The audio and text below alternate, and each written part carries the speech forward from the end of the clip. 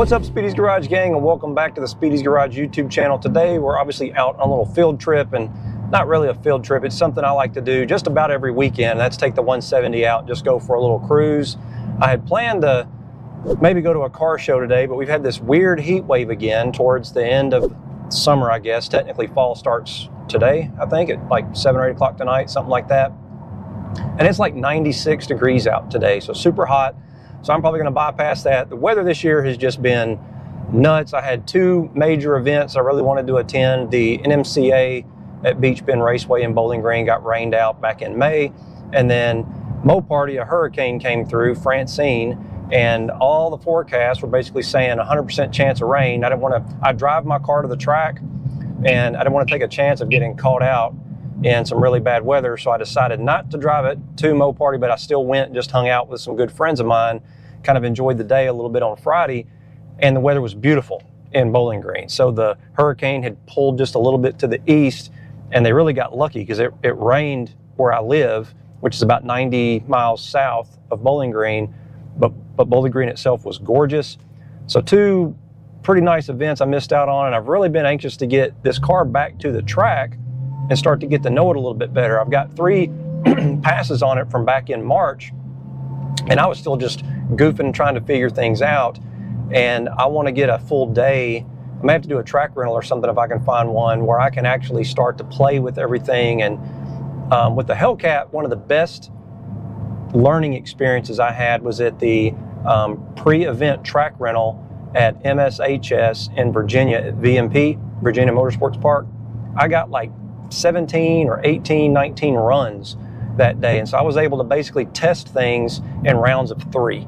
So I would make a change, try sport transmission mode, for example. This is back when the car was pretty much bone stock. I think I had drag radials and maybe skinnies on the front, but I would try drive, 3 runs, and I would average them. And then I would try sport, 3 runs, then average it. And then I would try track mode, 3 runs and average it. I tried race gas. I tried 93 octane. I was trying all kinds of stuff, and I was able to make notes, and through that testing, able to figure out kind of what the car would do. So I'm anxious to get back with all the stuff this one can do with the trans brake and able to dial into the track conditions and all of that good stuff. Really anxious to get back to test it on the car. Obviously, we're not able to do that today, so I'm just cruising around, enjoying it like I do just about every weekend. And I do like to get out and make a wide open throttle hit in it every time I take it out. So we're going to make a trip down to Mexico.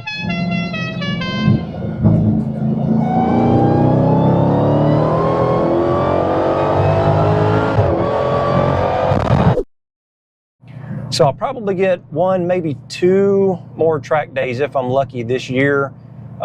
We might do an MSHS event later in the year. Got to think about that depending on how work and everything else is going. It would be one that's pretty far out of town, 6-8 hours.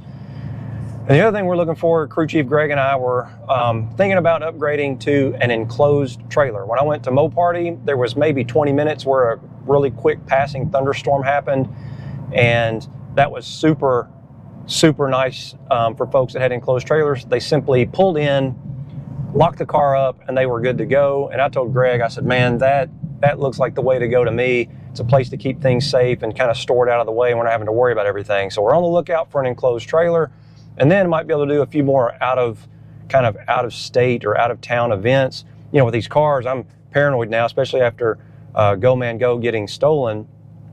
I'm afraid to leave it anywhere, even in the hotel parking lot. I mean, I may sleep in the thing, to be honest, just because I'm paranoid.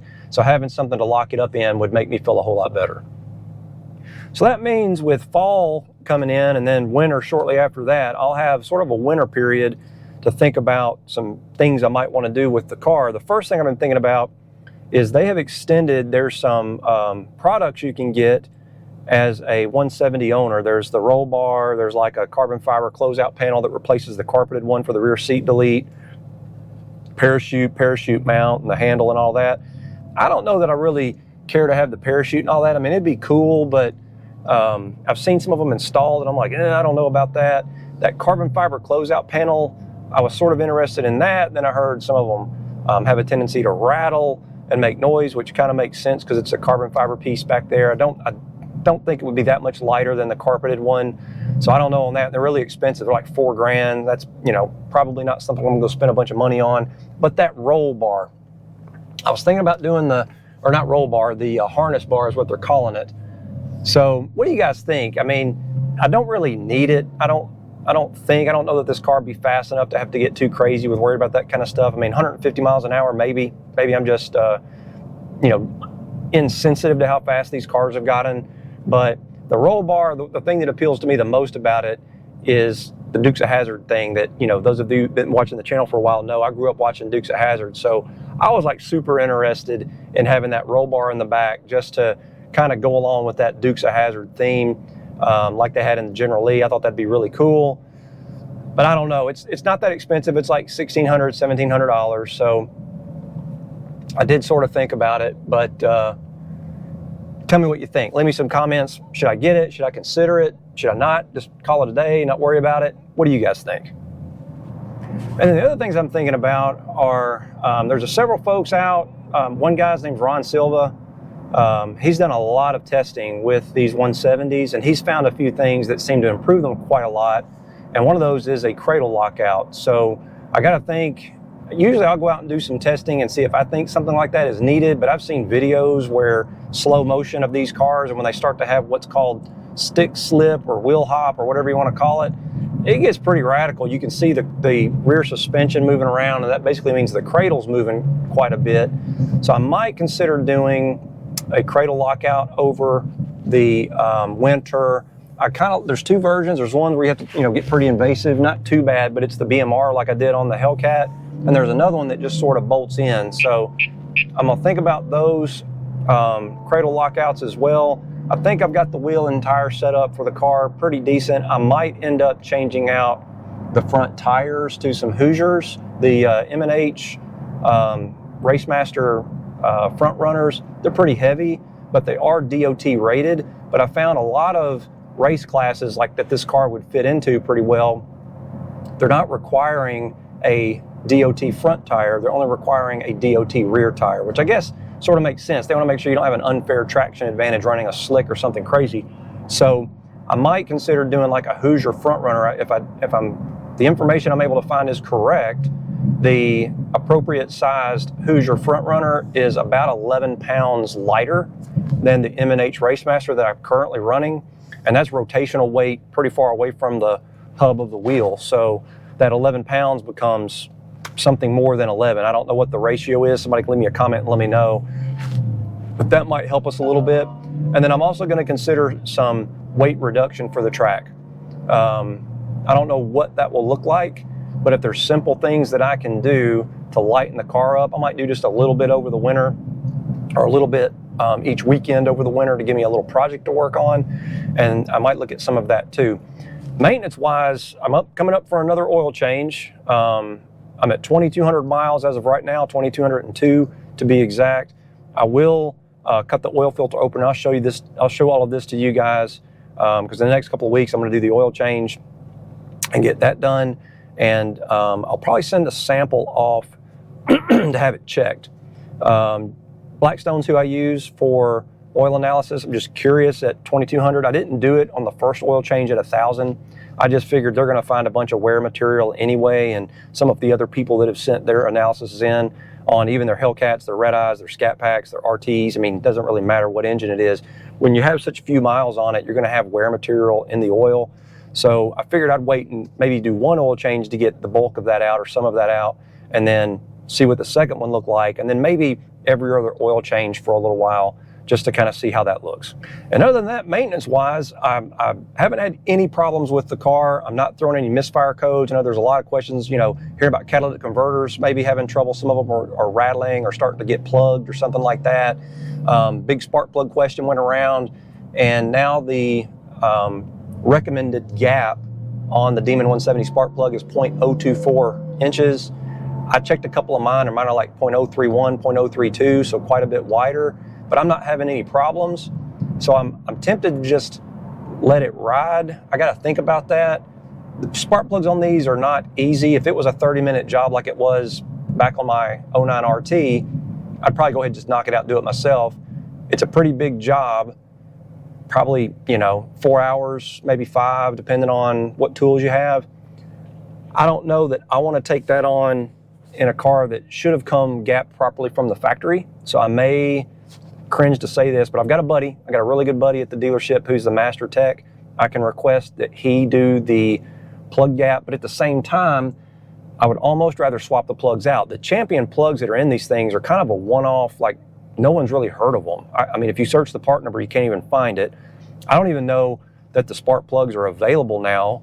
Some people that have taken their car to the dealer to have them re-gapped, they just put new spark plugs in it. And the spark plugs they're using are the Bosch plug from a Red Eye. So I would prefer to maybe get some NGK 2309s, which I'm very comfortable with. I ran those in way back, ran them in Orange Crush, which was a supercharged RT that had a built 6-liter stroker motor in it. Ran those for years, and they were a really good plug. So that's what a lot of people have put in their 170. So if I'm going to do anything with the plugs, I would almost want to ask the dealer, like, hey, if I buy the plugs and bring them in, can y'all, check the gap and or even I'll gap them if we need to, and they can just swap the plug out, and that way it's sort of documented that the plugs were done on the maintenance history and TSB or whatever you want to call it, but I get the NGKs that I would prefer to have. So I got to think about that, but that's something else I'm going to consider over the winter. And other than that, I'm just going to enjoy the car. I mean, to be honest, I get out, like I said, every weekend. I love riding around in it. It's kind of a relaxing time for me. Car shows and cruise-ins are sort of coming to an end with winter coming, but I'm in Middle Tennessee, so we don't really get like a really bad winter like the folks up north, so I don't have to park the car for the winter.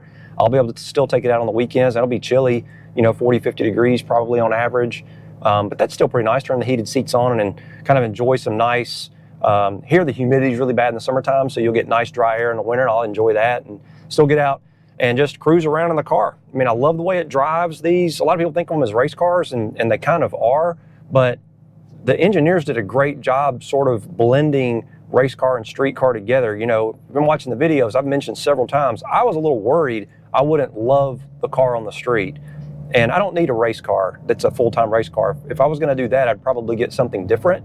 A project car, or like my buddy Andy did.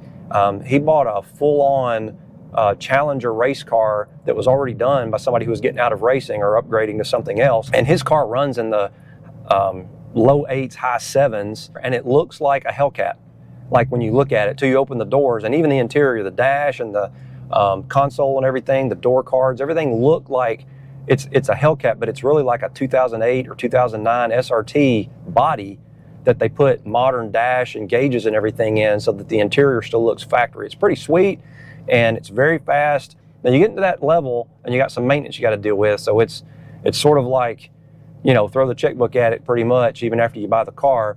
But I didn't want a race car. I wanted a car like today. I'm out cruising around, I'm enjoying myself, having a real good time driving it. So that's it for today. Just a real quick little update. Car's doing great. Leave me some comments. Let me know what accessories you think I should consider from that DC catalog, and I'll put a picture of them here or a link, and you can kind of go check them out. Let me know if there's some that you think I should consider. Some people bought all of them. I don't think I'm going to go that route. That harness bar, though, that would be pretty cool to have in the car. It kind of goes back behind the seats. You do have to trim the carpeted rear seat delete panel to go around the tubes that go down in, and it bolts in. So that would be pretty tricky, but I'm handy with a X-Acto knife. I'm like a surgeon with a Dremel, so I think I could probably figure it out. But leave me some comments. Let me know what accessories you think I should consider. I hope you enjoyed the video. Please give it a thumbs up if you did. Be sure to check us out on Instagram. It's @Speedy's_garage, as well as the website, www.speedysgarage.net. Hopefully I'll see you out there. And now I'm gonna go turn some more E85 into noise.